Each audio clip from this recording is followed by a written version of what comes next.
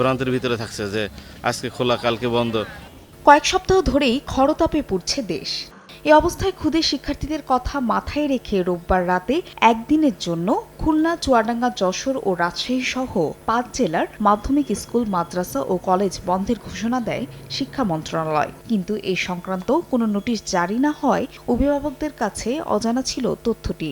সরকার তো ছুটি ঘোষণা করছে, কিন্তু আমাদের স্কুল থেকে কোনো নোটিশ বা কিছু দেয়নি, এজন্য স্কুলে চলে আসছে। বাচ্চাদের জন্য গরমের জন্য ভালো হয়েছে, আবার পড়াশোনার জন্য খারাপ হয়েছে। এদিকে কর্তৃপক্ষের দাবি বন্ধের কোনো সরকারি আদেশ না পাওয়ায় নোটিশ জারি করেননি তারা।